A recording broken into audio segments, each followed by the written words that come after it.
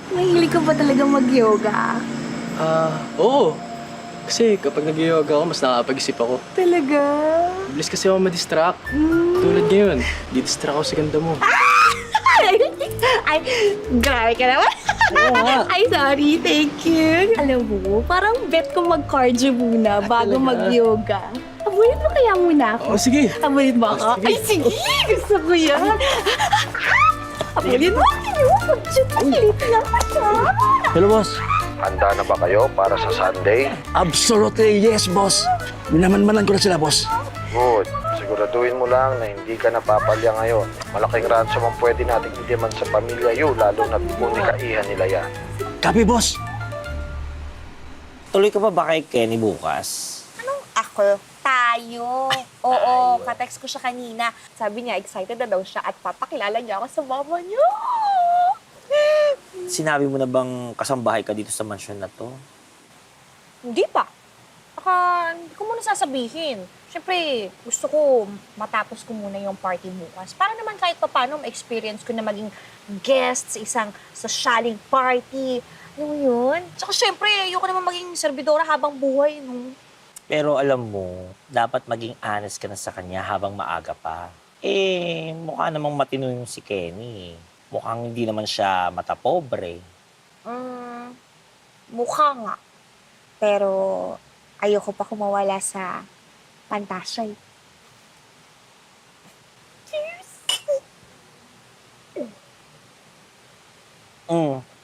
Nga pala, yung red gown, naremedyohan ko na. Buti lang, modesta rin ako. Talented, di ba? Galing naman! Gagamitin mo ba yun? Pwede ba? Please, please, please, please. Okay. Tapos gagamitin ko rin yung gown, yung kay Madam. Kasi luma na yun, di ba? Yung gown ni Madam Kim. Tsaka, alam mo, napaisip din ako eh. I-enjoy natin yung day off natin na hindi tayo alipores. Diba? Tama! Bukas, tayo ang magre-reyna-reyna. Cheers! Bottoms up! Bukas lang, ha? Ay! Oh, Ang ganda nating dalawa! tayo manang. Siyempre naman, ading kita eh. Teka, parang may kulang. Ano? Okay na. Eto. Ayan, ilalagay pa natin yan. Kasi ito na yung huling gabi natin ng pagpapanggap. Okay. Might as well, itodo na natin yung pagko-cosplay mo. Okay. So, ilagay natin ito dito. Malay mo, Dito. maraming gamit to, hindi lang pampaganda. Pwede rin to sa emergency. Emergency. Ay, may iba yung effect niya. Actually, Manang. ni hao ma. Chinese! Nag-feel ka nga dyan. Oo. Oh, di ba? Dali, manang. Dali!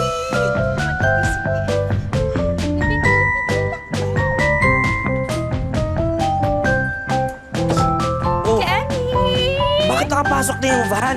Ay! Nympha naman eh. Hindi mo talaga sinasarado pala ating gate. Tignan mo, sakit mo na yan. Hi po, good evening. Hello po. Sino po sila? Good evening, mga madam. Pinasundo na kayo ni boss. Boss as in si Kenny? Oh, yes.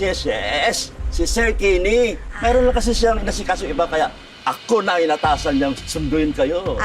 Okay. Perfect, kuya. Sige na, pagbuksan muna kami ng pinto. Like, now na.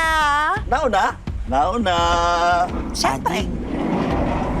Ano ba? Nag-text na ba sa'yo si Kenny? Nasusunduin tayo? Wala pa. Pero wala naman tayo ibang inaasahan, di ba? Kaya, halika na. Sige na. Salamat, kuya. Manang, miss!